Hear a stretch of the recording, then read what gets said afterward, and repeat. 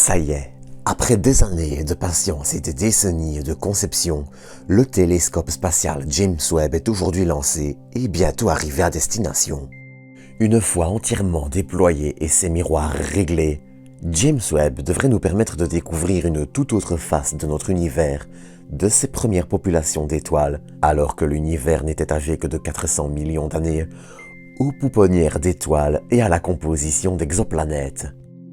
Mais j'ai déjà abordé ces points dans les 2 épisodes dédiés à Webb, que je vous invite à aller regarder en complément d'ailleurs, et de toute façon on reparlera encore bientôt de ce magnifique bijou de technologie. Pour cet épisode, aujourd'hui, je vais plutôt vous proposer de revenir sur son déploiement, les différentes étapes déjà réalisées, celles qui restent à faire et une très grosse surprise sur sa durée de vie.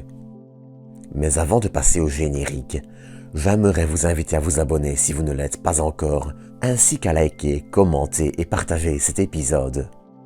Sur ce, on se retrouve après le générique pour revenir sur les dernières actualités de James Webb et sur un changement drastique d'espérance de vie.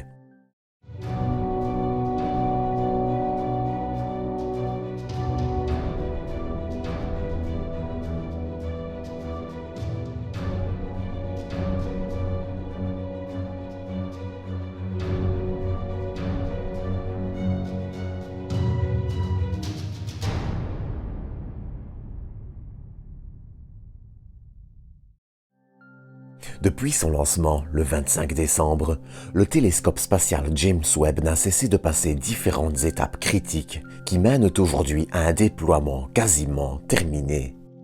Et justement, pour cet épisode, je vais vous proposer de revenir sur les différents moments importants de ce déploiement.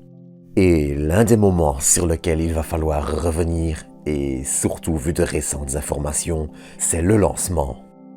On pourrait penser que tout a déjà été dit sur cette étape, et pourtant, il y a encore quelques informations capitales. Sur ce, reparlons un peu du lancement. Celui-ci a, il faut l'avouer, été une grande prestation d'Ariane 5. Dans les heures qui l'ont suivi, on a appris la grande précision dont le lanceur avait fait preuve pour placer le télescope sur sa trajectoire. Ainsi, l'un des premiers signes de cette bonne trajectoire était le déploiement du panneau solaire de Webb, presque 2 minutes en avance.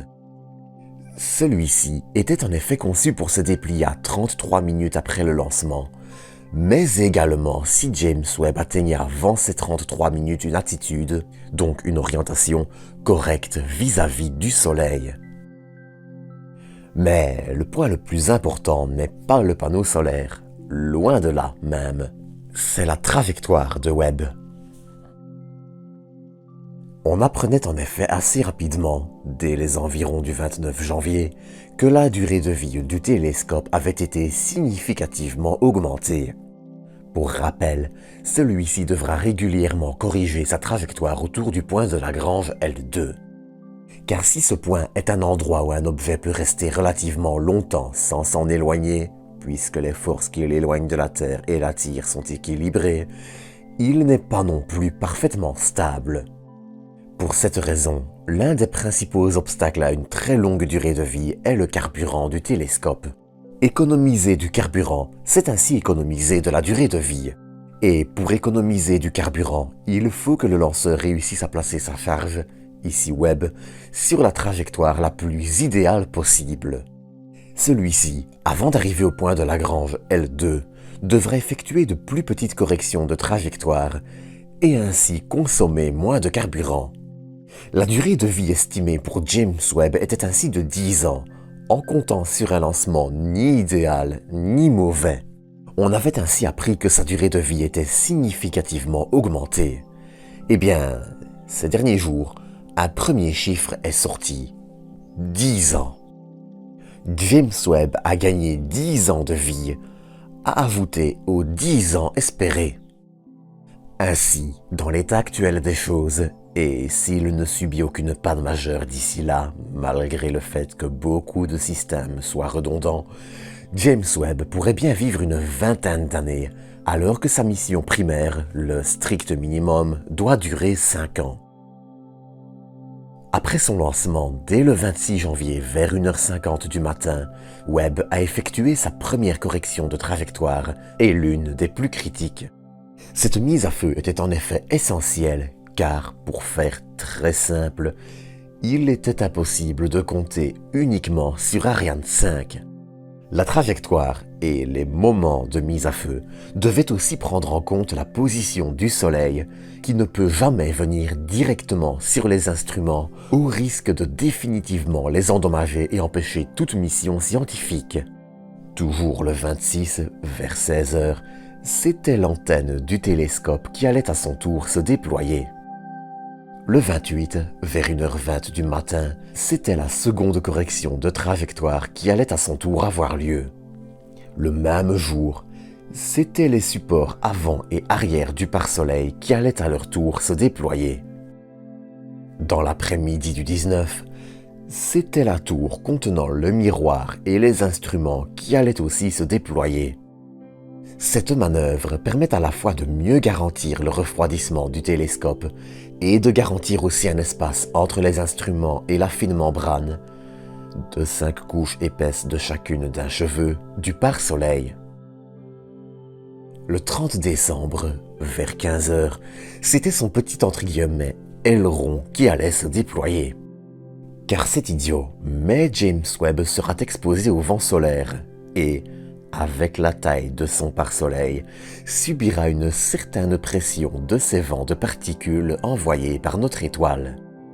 Et, tout comme avec le vent sur Terre, l'utilisation de ce petit aileron permettra de minimiser l'impact du vent solaire qui pourrait altérer l'orientation du télescope et nécessiterait du carburant pour être compensé.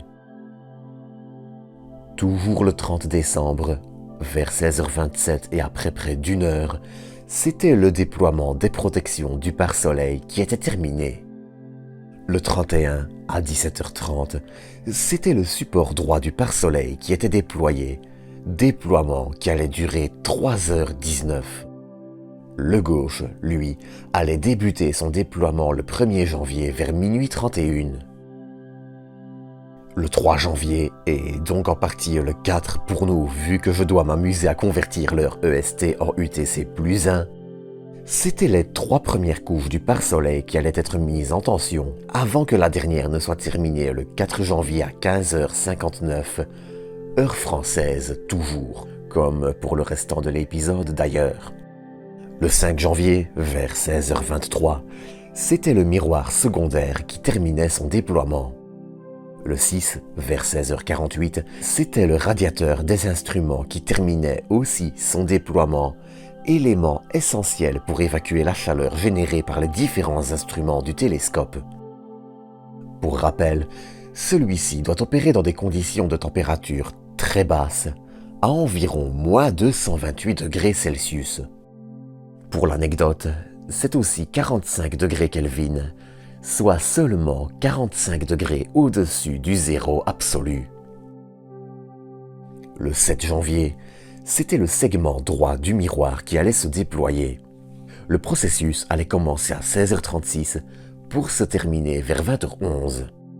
Enfin, le 8 janvier à 17h17, le segment gauche allait à son tour terminer son déploiement, terminant ainsi l'une des dernières étapes majeures de ce déploiement. Mais actuellement, James Webb est encore complètement aveugle.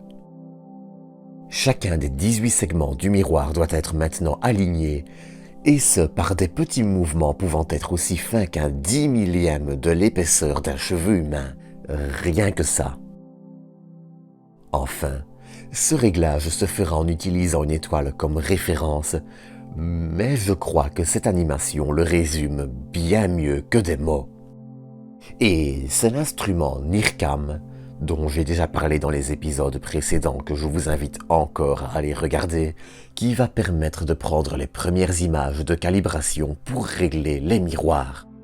Pour l'anecdote, il est malgré tout prévu que, en cas d'échec de l'instrument, d'autres puissent prendre le relais et assurer la redondance en cas d'incident.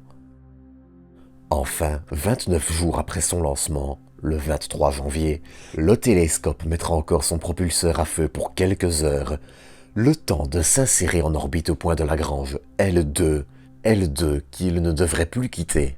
Sauf au fur et à mesure des années après sa fin de vie, si rien ne vient prolonger sa vie, mais ça, c'est un autre sujet. Dites-moi d'ailleurs s'il vous intéresse. Enfin, pour terminer au sujet de sa propulsion, sachez que, pour des manœuvres, Webb utilise 4 propulseurs brûlant un mélange d'hydrazine et de tétroxyde de diazote, respectivement 159 litres et 79,5 litres au lancement.